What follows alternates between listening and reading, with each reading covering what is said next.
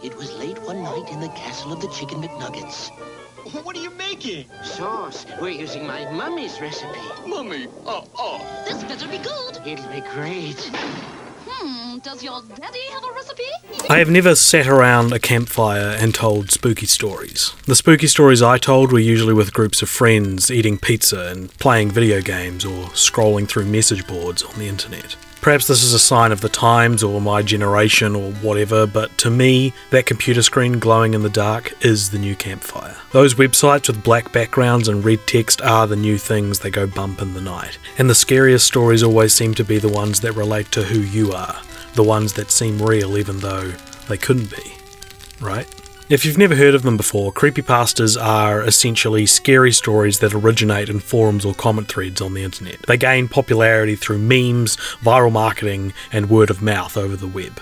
Not all of them are good. In fact, most of them seem to lack any kind of plot structure or point. They'll often end abruptly on what was probably intended to be an ambiguous cliffhanger, but it comes off more as a lack of creativity. But where creepypastas really shine is their effect on the readers, how they reflect our fears, our future, and the culture of the internet. Instead of explicitly featuring stories about ghosts or monsters, a lot of creepypastas focus on things like online forums or mysterious websites or obscure TV shows from the past that maybe never even existed. Even the ones that aren't about media still use the internet to tell the story. Take Anansi's Goatman story, for example, an entire creepypasta which starts out as a bullet-pointed green text story, told by a dude who goes camping with his buddies. While they're on their trip, they find themselves stalked by a shape-shifting monster hiding in the surrounding woods. The author hardly tries to add any dramatic flair, and it's actually pretty sloppily written in some parts, but because of that, it doesn't feel embellished. Instead, it reads like a genuine comment in a forum. The author lets you know a quarter of the way through that he survives, because of course he did.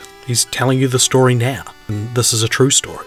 At one point the author describes the shape-shifting Goatman trying to get into their caravan by banging on the door and impersonating human sounds, which he likens to one of those videos of cats whose owners are trying to get them to speak. Panda, say I love you. He even links off to these YouTube clips to fully illustrate his point.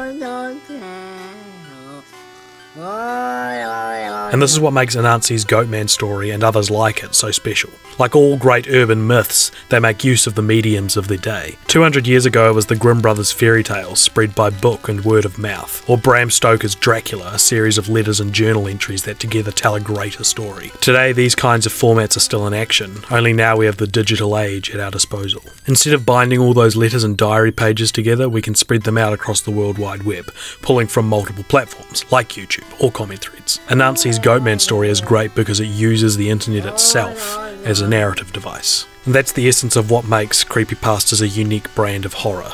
A lot of them only work in this unconventional format, this postmodern mixture of urban legends and the internet. If you think about it, these are ghost stories at their purest, rising up out of the darkness and scaring us by reflecting our own interests and fears through the bleeding edge of narrative form. It doesn't matter if they're particularly good or well written. They're like weeds, they're organic, they rise up around your neck to choke you. And in that moment, as your breath leaves you and you quickly click out of your web browser, you know that in your heart of hearts, these stories aren't stories at all. They're real, and the monsters are coming to get you. He was just an ordinary kid, until that fateful day when he accidentally swung over the bar and learned he had incredible powers beyond those of any superhero. Where are my parents? He had become Inside Out Boy. He couldn't fly, or even leap tall buildings, but what he could do, gross out adults, made him a hero to kids the world over. Excuse me.